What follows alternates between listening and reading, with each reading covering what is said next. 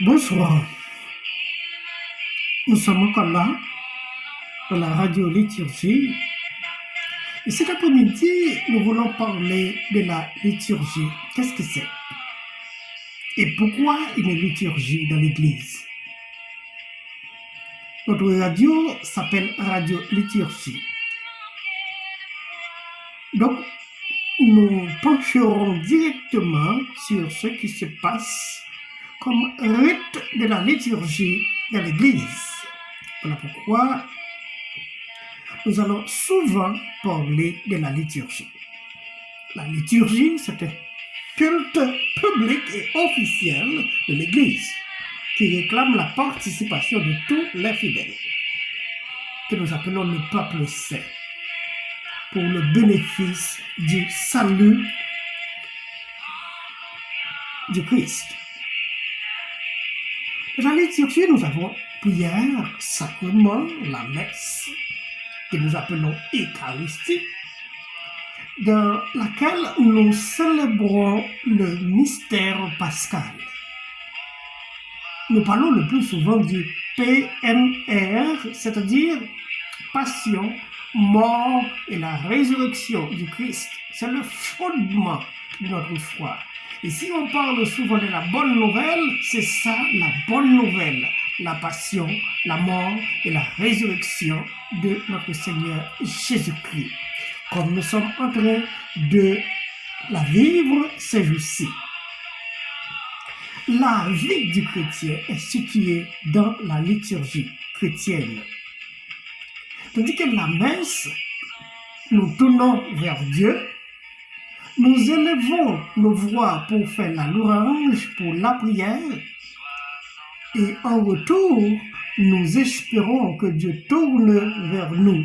Voilà pourquoi nous parlons du haut et du bas de la liturgie. Le haut, c'est quand nous faisons la louange, nous faisons la prière adressée à Dieu. Et le bas, c'est quand nous attendions les fruits de cette prière, que Dieu nous exauce et que Dieu nous fasse la grâce et nous donne la bénédiction nécessaire pour continuer à mener notre route sur terre. C'est l'action du Christ, mais c'est l'action de la communauté aussi. L'Église, c'est le corps du Christ. Donc, nous célébrons avec conscience ce que nous sommes en train de célébrer. Il y a la structure des fidèles.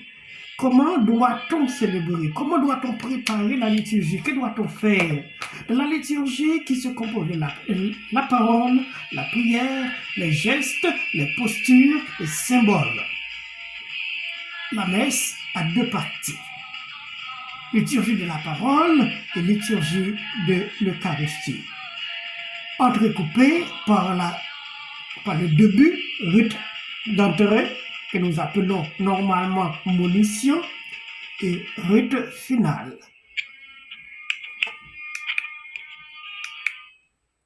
Donc, ces deux rites encadrent l'Église dans sa formation, dans sa vie. Il y a aussi la prière de la liturgie des heures, que nous appelons prière du temps présent,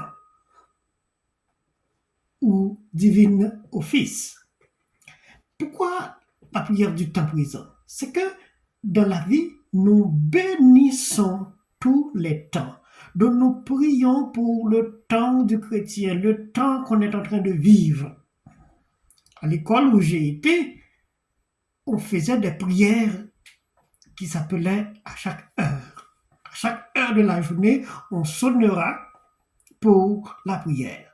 Et nous disons à 10 heures, comme à tout temps, que l'esprit de Jésus et de Marie soit gravé dans mon cœur. Il est né, est mort et ressuscité pour sauver tous les hommes.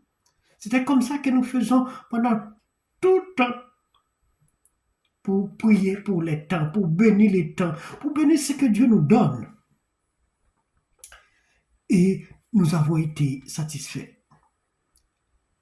Mais aussi, c'est le ministère de Jésus que nous honorons, puisque ce qui le remplace ministérise en son nom. que ce soit de la messe, le prêtre qui célèbre, il célèbre in persona Christi. C'est ce que nous disons tout le temps. En la personne du Christ. C'est-à-dire c'est le Christ qui célèbre, mais le prêtre, il est l'instrument par lequel la célébration prend forme. Et quelle que soit la messe, et quel que soit dans l'endroit où l'on célèbre, à chaque heure de la journée, puisqu'il y a la messe 24 heures sur 24, quelle que soit sur une partie sur la terre, nous restions attachés à cette valeur qui est la messe. Donc la liturgie reste et demeure notre apogée, notre sommet, et nous fixons nos yeux vers la liturgie.